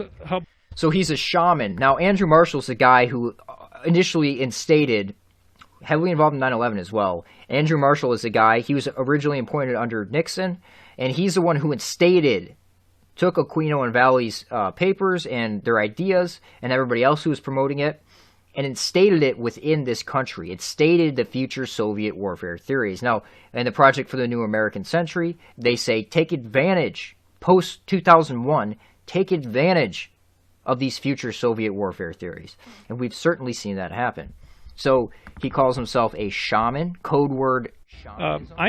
So again, he says he's a shaman. He very quietly goes in between communities. So you could look at like Rogan's podcast. He's essentially a shaman on his podcast where he goes and snakes in between these communities. I do some kind of a practice. It's sort of a kind of global, multicultural, multi-ethnic, multi-technic shamanism. And I've been doing this for about 25 years. And what that is what I call put yourself on the shelf. Get the idea? Yourself is parked on the shelf, and then you dive into another world. And for me, this has been these delightful worlds of Pentagon think tanks, NASA mission design, etc. Okay? So that's Bruce Damer. And again, like I said, we'll get into him in a moment. Oh, here's from Joe Rogan's podcast. Gerlach? What is Gerlach? Gerlach. Oh, you haven't been out there, huh? No. I love hippies in small doses. Hippies to me are like pizza. I just can't eat pizza every day for like a month. I was with, but you can hang around Pentagon people. Yes, I could probably hang around your camp. But if I went out there with really dirty people with Sherpas. They brought Sherpas. They're white people. White Sherpas. They're servers for the billionaires in their billionaire camps. Oh, that's too much. And they have walls of motorhomes around. I want to hang out with 100. So he's over there at Burning Man, which is another excellent type of deal. Major importance with Burning Man, and he has these white slaves that are serving the billionaires in their billionaire class, which is what he is, high-level DOD, etc. And he wants Joe Rogan to come out with him. Now, I also want you to look at that shirt, Mad Scientist. Now, I posted this interview in my community section on my YouTube channel. Check that out. And I put an emphasis on Mad Scientist. I said, Mad or Mao Scientist for a better tomorrow. And that was a couple weeks before the Joe Rogan podcast with Alex Jones. Let's listen to what Alex had to say. They're making their move right now. Who's they? The globalist technocracy, the mad scientists, the guys that want to learn the secrets of the universe, probably already have them. The mad scientists. Interesting statement there, Alex. The mad scientists. So, this is Bruce Damer with... I might as well just get all this out of the way right now. This is Bruce Damer talking to Joe about Dennis. There's only been 2 people ever that Dennis McKenna has recommended for this podcast. You and Josh Wickerham. So that puts you in very lofty company. Yeah. Dennis McKenna recommended Bruce Damer on Joe Rogan's podcast. Interesting. Dennis McKenna, of course, heavily involved in maps and everything we've covered.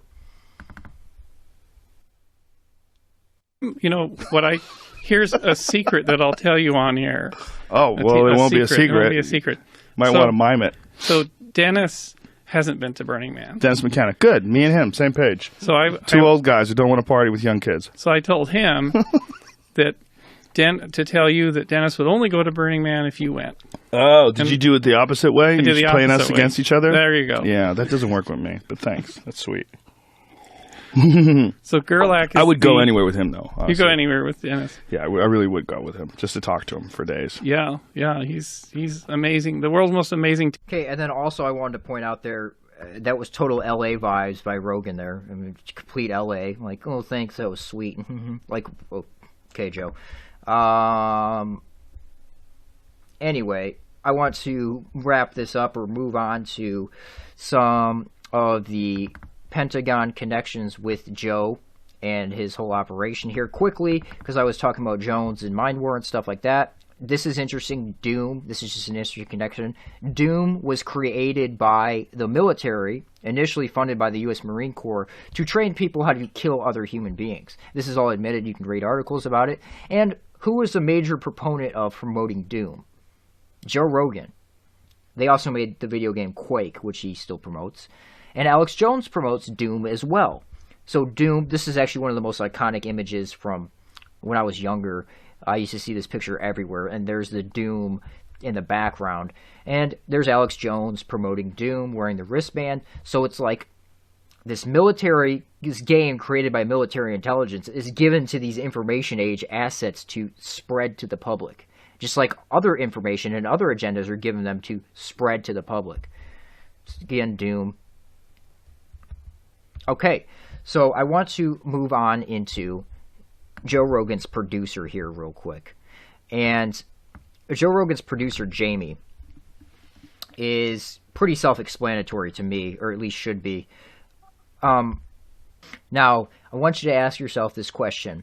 Joe Rogan has one of the highest level podcasts out there, and he has a producer that struggles. He's not a very good producer. He's not horrible. He's better than I would be, but he struggles to produce his show. He's always having issues. There's always technical issues.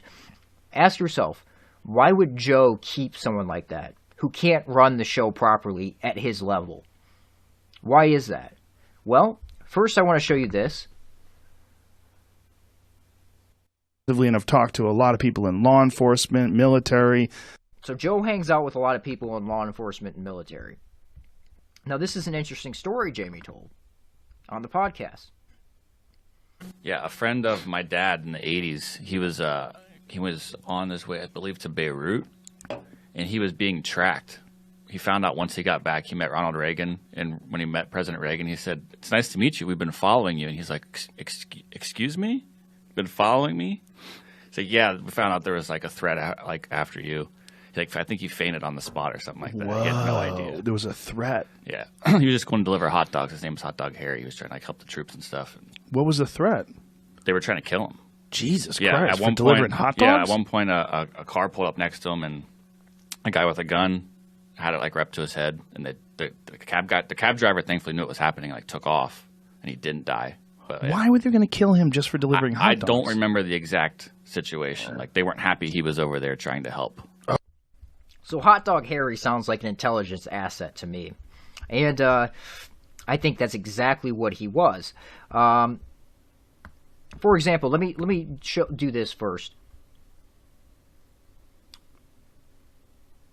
Okay, so you should watch this on your own. I'm not going to play the whole clip here.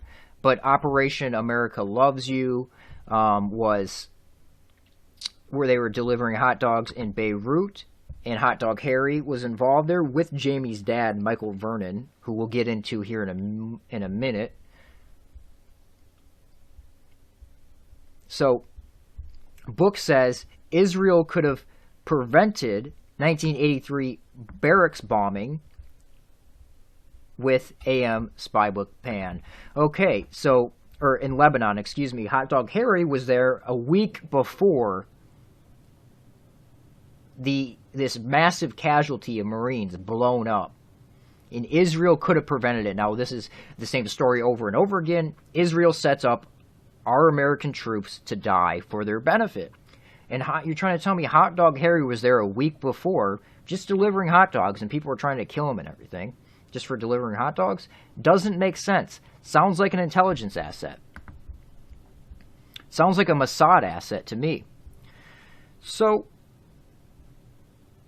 let's go to Hot Dog Harry here. Let me show you Hot Dog Harry first. So let me show you a picture here of Hot Dog Harry, Jamie's dad's friend, best friend. Here he is. And, of course, he's Jewish. And there he is rocking the CCCP, Soviet Union shirt. He also spent time in the Soviet Union as well. And you're trying to tell me he's not a Mossad asset? I mean, give me a break. So this is from Jamie's dad's book about Hot Dog Harry. So he was Barbara Streisand. This is before she was famous.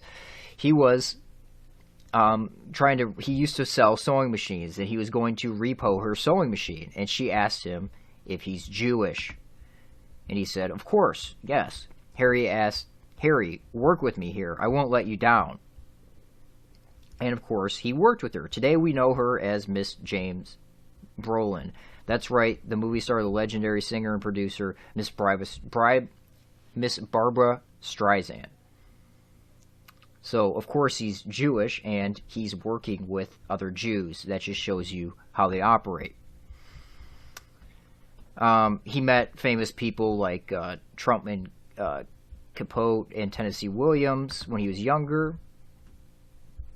A Jewish lawyer could help. Being a good Jew, that's what you do. He helped a Jewish lawyer get out of Havana, who helped him.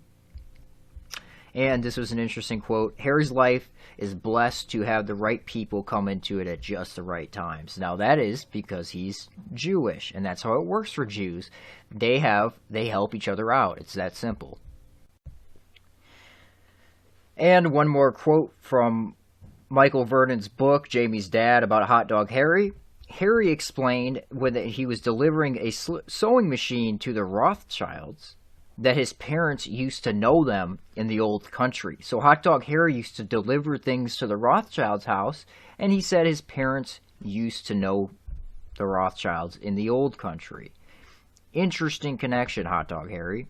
Interesting connection. So let's just go through some of these pictures. This is from Jamie's dad's Facebook. So just to prove that it's his dad. Military family.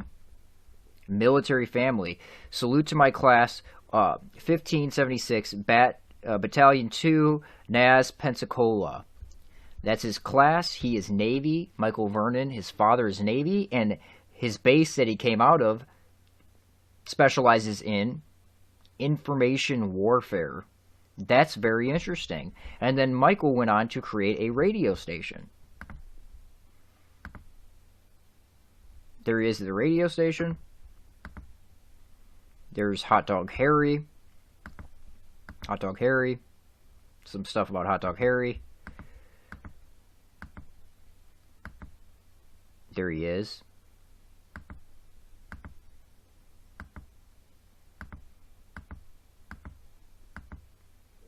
There he is again. Military family. Jamie. Tagged him in it.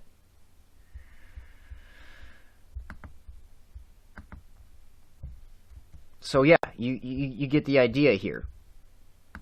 That's who. There he is. There's Jamie and his father. So, my question is, why does Rogan keep Jamie? Why is Jamie still producing the Joe Rogan podcast if he's not that good? Well, it's very simple. He comes from a military family. It's because of his military pedigree. Joe Rogan's podcast is an operation. It's not what you think it is. It's not organic. I had mentioned Bruce Damer before. And this is a very important, interesting connection. Now, this is a book from Howard Bloom, who is one of those intellectual dark web types. He hangs out with the same circles, and he's also involved in the counterculture. He claims that he is the one who actually started it. So let me play this clip real quick in reference to Howard Bloom. This is very important. This is a very important deception that these people are involved in.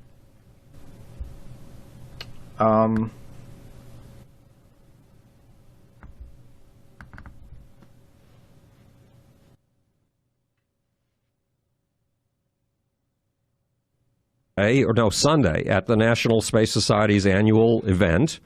I'm talking about China's new Silk Road versus America's highway in the sky. The new Silk Road, the Chinese government's going to put in. So if you're unaware of the Belt and Road Initiative, the new Silk Road, unfortunately I can't direct you to securing our interest. They used to have a wonderful website full of references and articles that you could really dive into it and understand that Israel, China, and Russia are taking over the trade, and it's going to be dictated from Israel in the center, like the old Clovis map. They're taking it over, the Belt and Road Initiative, and America's nowhere in the picture. So nobody knows about the Belt and Road Initiative except for this guy. And you'll see what he's banking, what his solution for it is, but it's really a scam. It's a pipe dream to take away from us actually doing something to prevent this Belt and Road Initiative by creating a space economy. Okay, so that's like mining asteroids and things that are impossible. I promise you they're impossible. It can't happen, and it never will happen. It's a pipe dream that people are going to dump money into, and that money is going to be taken and funneled into other operations for the bigger plan, the Brave New World. $1 trillion. It's a total of a $20 trillion project. It pulls together something like 66 countries and 3.3 billion people. And I co-founded and chaired something called the Asian Space Technology Summit in Kuala Lumpur last May, just about exactly a year ago. And it was obvious, being in Malaysia, that China has bought Malaysia's heart, that Americans don't count for much anymore, because the Chinese are already spending money. They already own 15 to 20 ports. They own 15 to 20 ports. Piraeus, which is the port of Athens, the city that was the cradle of Western civilization, guess who owns it? The Chinese. And they're upgrading these ports to do things that no port we've ever seen before has been able to do. So because they have a big vision, a really big vision, they're going to dominate the 21st century. Now, what he's leaving out is Israel is the main driver behind all this. And Russia benefits as well. The Soviet Union benefits as well. Was the American century. This is going to be the Chinese century, unless we counter with an equally big vision. And the big visions are not coming from Donald Trump in Washington, D.C., or from senators and congressmen. They are coming from precisely the people you fingered. They're coming from Washington. They're coming from California. They're coming from Elon Musk and Jeff Bezos, the two guys who can save us by opening a platinum highway in the sky. What does that mean? A platinum highway in the sky means a space economy. Okay? To all those who have stimulated and sustained me. And then he includes Bruce Damer. And then, Timothy Leary's in here somewhere. A lot of the... Okay, so Howard Bloom talking on a message board with Bruce Damer. Now, Bruce Damer is the one who introduced Terrence McKenna to virtual reality. He's the one who set up the satellite on Terrence's house in Hawaii, etc. We've been talking about Bruce Damer, the shaman. Okay, so Howard Bloom talking to Bruce Damer about, no, this is Channel 4. Richard Metzger from disinfo.com. Disinfo.com. Channel 4, disinfo.com. These are big connections here.